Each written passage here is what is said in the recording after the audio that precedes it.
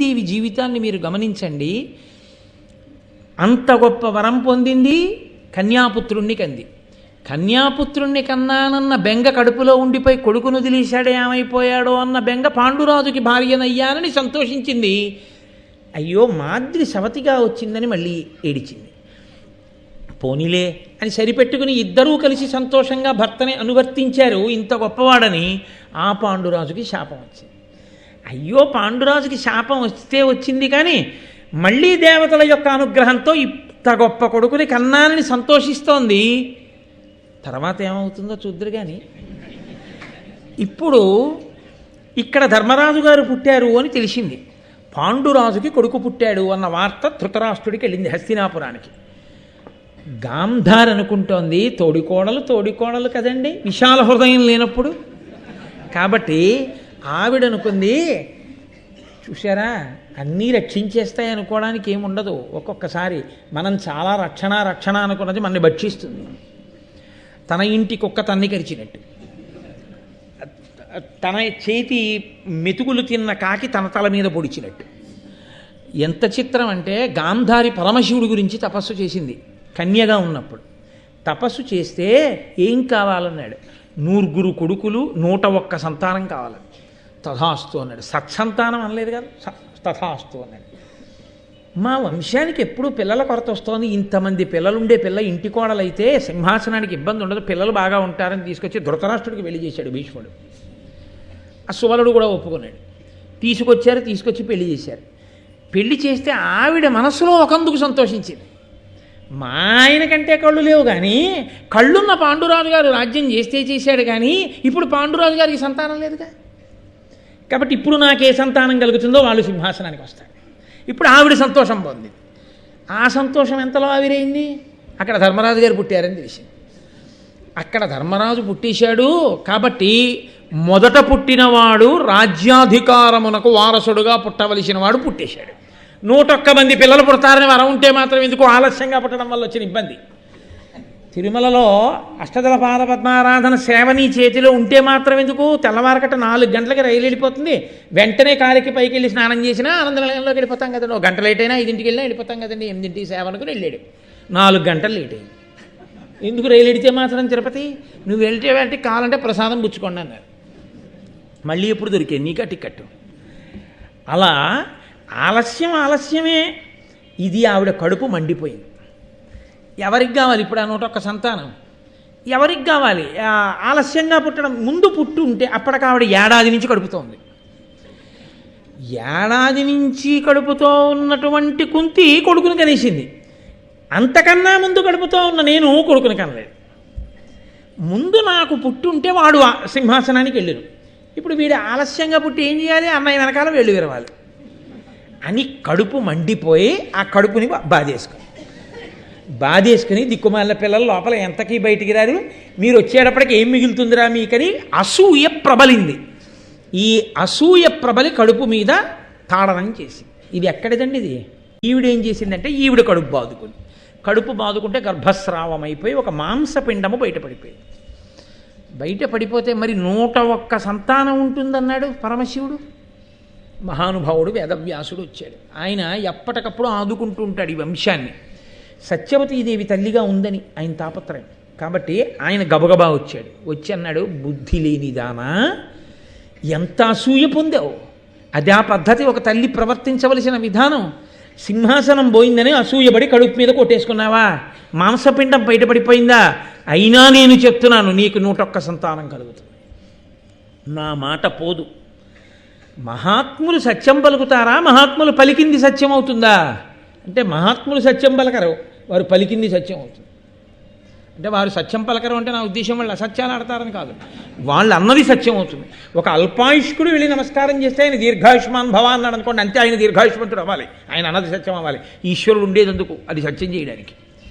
కాబట్టి ఇప్పుడు ఆయన అన్నాడు, ఈ మాంస పిండాన్ని, ఈ మాంసపు ముద్దని 101 ముక్కలు చెయ్యండి, 101 నీటి కుండలలో పెట్టి బయటి భాగాన్నంతటినీ చల్లని నీటితో తడుపుతూ ఉండండి.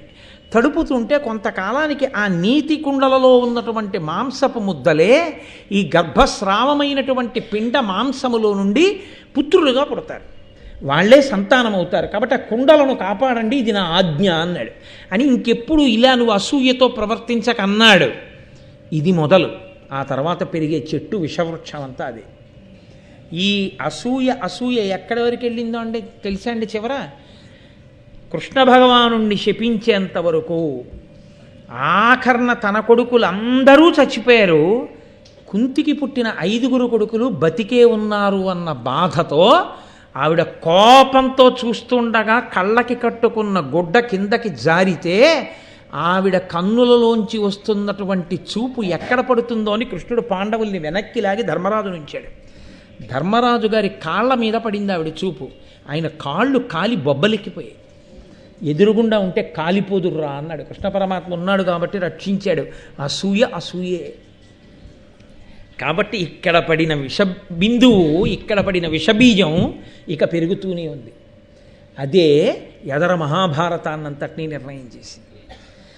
దాన్ని తిప్పుకోలేకపోయింది గాంధారి, తిప్పలేకపోయాడు ధృతరాష్ట్రుడు. ఆ తరువాతి కాలంలో అక్కడ గాంధారికి ఆ మాంస పిండాన్ని దాచారు కదండి, ఆ కుండల్లోంచి 101 సంతానం బయటికి వచ్చింది. 100 మగపిల్లలు, 1 పిల్ల ఆడపిల్ల. ఆమె దుశ్శల. ఇందులో ఈ దుర్యోధనాదులు పుట్టారు. ధర్మరాజు గారు పుట్టినప్పుడు లోకం ఎలా ఉందో చెప్పారు, మరి దుర్యోధనాదులు పుట్టినప్పుడు ఎలా ఉందో కూడా చెప్పాలి కదా. అందుకని చెప్తున్నారు, ఆ దుర్యోధనుడు ఉద్భవిల్లుడును గ్రవ్యాదారవంబుల్ శివానాదంబుల్ మదగూక ఘోంకృతులు నానారాసబద్ధానముల్ భూదిక్కంపముగా చెలింగే వికతాంభోభృన్నభో వీధియందు ఆదిత్యద్యుతిమాయగా కురిశ ఉగ్రాశృం మహావర్షముల్. ఆ దుర్యోధనుడు మొట్టమొదట పుట్టగానే ఎన్ని అపశకునాలు కనపడ్డాయంటే చుట్టుపక్కల అరణ్యాలలో ఉన్న క్రూర మృగాలన్నీ సంతోషంగా అరిచేయటం. గుడ్లగూబలు పెద్ద పెద్ద అరుపులు అరుస్తూ లోకంలో బయటికి వచ్చి తిరిగాయి. అలాగే గాడిదలు పెద్దగా ఓండ్ర పెట్టాయి. శివానాదముల్ అంటే ఆడనక్కలు పెద్ద పెద్ద కూతలు కూశాయి. భూమి అంతా కూడా అకస్మాత్తుగా ధూళి రేగి చీకటిగా అయిపోయి అకస్మాత్తుగా ఆకాశంలోంచి నెత్తుటి చుక్కలు కింద పడ్డాయి. ఇన్ని దుర్నిమిత్తములు కనపడితే భీష్మాదులు పరిశీలించారు. అరెరే, ఈ పుట్టినవాడిలో ఏదో ఇబ్బంది ఉంది అనుకున్నారు. ఆ పుట్టిన దుర్యోధనుడి గురించి చెప్తూ, అనిలుజుడు పుట్టిన దివసమునన అట దుర్యోధనుండు నరనుత ధృతరాష్ట్రునకున్ గాంధారికి అగ్రనందనుడు ఘనుడు పుట్టే కలి అంశమునన్. కలిపురుషుడు ధృతరాష్ట్రుడికి గాంధారికి పెద్ద కొడుకుగా దుర్యోధనుడుగా పుట్టాడు. ఏ రోజున? ఇక్కడ భీముడు కుంతీదేవికి ఏ రోజు పుట్టాడో ఆ రోజే దుర్యోధనుడు పుట్టాడు. ముందు ఏడాది ముందు ధర్మరాజు గారు పుట్టాడు. కాబట్టి ఇప్పుడు వీళ్ళందరూ ఆ రోజు రాత్రి ధృతరాష్ట్రుడు ఒక్కడు కూర్చుని ఉండగా వెళ్ళారు భీష్మాదులు. వెళ్ళి అన్నారు, కులాన్ని నాశనం చేసేవాడు పుట్టాడని మేము అనుకుంటున్నాం, ఇతని వలన దేశమంతా కూడా పాడవుతుంది, లేకపోతే ఇన్ని దుర్నిమిత్తములు కనపడవు. కాబట్టి రాజా, నా మాట విని ఆ కొడుకుని విడిచిపెట్టేసేయి అన్నారు. పుత్ర వ్యామోహంతో ధృతరాష్ట్రుడు అంగీకరించలేదు. ఉండవలసిందే, 100 ఉండవలసిందే అన్నాడు. అదే ధృతరాష్ట్రునకు ఒక వైశ్యకాంత యందు యుయుత్సుడు అనబడేటటువంటి కొడుకు కూడా పుట్టాడు. ఈ 100 ఆడపిల్ల కాకుండా పుట్టాడు. ఆ యుయుత్సుడు మహాధర్మాత్ముడు. ఆమె వైశ్యకాంతకు పుట్టిన అతను వీళ్ళ నుంచి విడిపోయాడు. అది కూడా ఎక్కడ విడిపోయాడో తెలుసా అండి? భారతంలో ఆశ్చర్యం. కురుక్షేత్ర యుద్ధం ప్రారంభమైనప్పుడు ధర్మరాజు గారు భీష్మద్రోణులకు నమస్కరించడానికి ధనుర్బాణాల్ని విడిచిపెట్టి పరమ గురుభక్తితో పాదచారి అయి అవతలి శిబిరంలోకి వెళ్ళాడు. అవతల సేనావాహినిలోకి వెళ్ళి పెద్దవాడని తాతగారు భీష్మాచార్యుల వారికి, ద్రోణుడికి, పెద్దలకి నమస్కరించి ఒక పెద్ద కేక వేశాడు. ఇది ధర్మక్షేత్రం, కురుక్షేత్రం. ధర్మం ఎటుందో అటే నెగ్గుతుంది. కాబట్టి మేము గెలిచి తీరుతాం. ఈ దుర్యోధనాదులు నశించిపోతారు ఈ యుద్ధంలో. వీళ్ళని ఆశ్రయించి ఉన్న వాళ్ళు కూడా పాడైపోతారు. కాబట్టి దుర్యోధనుడి తోడబుట్టిన వాళ్లతో సహా నేను పిలుస్తున్నాను, సోదరులారా, ఇప్పటికైనా మీరు ధర్మపక్షాన నిలబడాలనుకుంటే గీత దాటి ఇటు వచ్చేయండి అన్నాడు. ఎవ్వరూ రాలేదు. యుయుత్సుడు వచ్చేసాడు. వచ్చి యువతలకి చేరిపోయాడు. ఆయన మొదటి నుంచి ధర్మపక్షపాతి. అభిమన్యుణ్ణి చంపి ఉత్సవం చేసుకుంటుంటే ఆయన దెబ్బలాడాడు కౌరవుల్ని. మీరు చేసిన పాపం మిమ్మల్ని ఎంత ఇబ్బంది పెట్టబోతోందో మీకు తెలియట్లేదు. ఒక పసిపిల్లవాడిని అధర్మంగా చంపి సంతోషంగా ఉన్నారా? ఎంత ఇబ్బంది పడుతుందో చూద్దురుగానని చెప్పాడు. మహానుభావుడు భీష్మాచార్యుల వారి యొక్క పార్థివ శరీరాన్ని అంత్యేష్టికి తీసుకెళ్తున్నప్పుడు ఛత్రం పట్టాడు. ధర్మరాజు గారు ఆయన ఎంత నమ్మాడంటే, ధర్మరాజు గారు రాజసూయాగం చేయడానికి కావలసినటువంటి బంగారం తీసుకురావడానికి హిమవత్ పర్వతంలో ఒక రహస్య ప్రదేశంలో ఉందని తెలుసుకుని వెడుతూ ఆయన రాజ్యానికి చంటి పిల్లవాడైన పరీక్షిత్తుకి కాపు పెట్టి వెళ్ళవలసి వచ్చింది. యూచ్చుణ్ణి నమ్మి యూచ్చుణ్ణి కాపలా పెట్టాడు. ఈ యూచ్చుడు ధృతరాష్ట్రుడికి సేవ చేశాడు. చిట్ట చివర వైశ్య స్త్రీ వలన పుట్టిన నా కొడుకు అని మిగిలినవాడు ఆయన ఒక్కడే. ఆయన అంతటి ధర్మాత్ముడు.